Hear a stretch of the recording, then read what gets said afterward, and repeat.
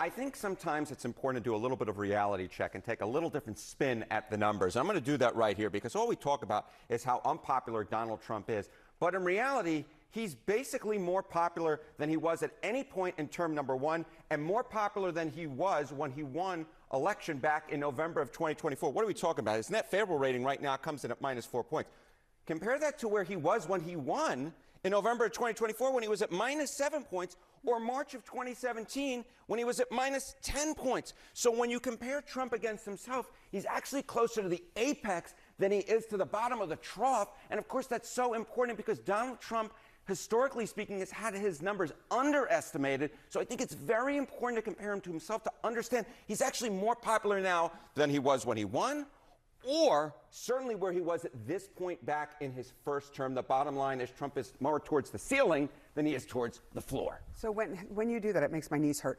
So when you look at this compared to sort of historically, what does it tell you about the percentage of folks that think the country itself, with him at the helm, is on the right track? This, I think, is rather important because, again, if the polls have historically underestimated Donald Trump, what is a metric that might get at understanding at how popular he may actually be? So let's take a look at the percentage of the country who say that we're on the right track. It's actually a very high percentage when you compare it to some historical numbers. What are we talking about? According to Marist, 45% say that we're on the right track. That's the second highest that Marist has measured since 2009. How about NBC News? 44%. That's the highest since 2004. Wow. The bottom line is the percentage of Americans who say we're on the right track is through the roof. And if you were to compare it to when presidents have historically been reelected, of course, Trump is not constitutionally eligible to run for re-election, but I think it sort of puts it in perspective.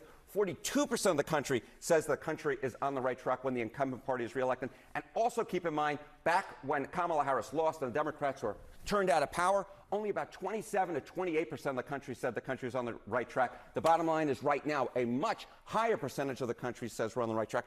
And finally, Sarah Seidner, I want to put it all in the congressional generic ballot. What about Congress? What about Congress? Because those are the folks who are up in 2026. And take a look here. The Dems versus the Republicans on the generic congressional ballot. Back in November of 2020, when Democrats won, it was +5 Democrats.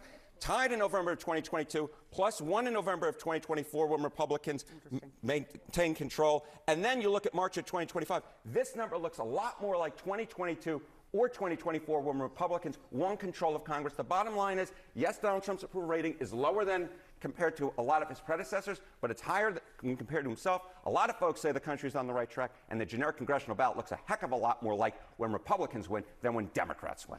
It will be interesting to see if any of what just happened with these leaking of the text plays into it in a later poll. But this is very telling. This is very telling. At least at this point, Republicans are still in the catbird seat.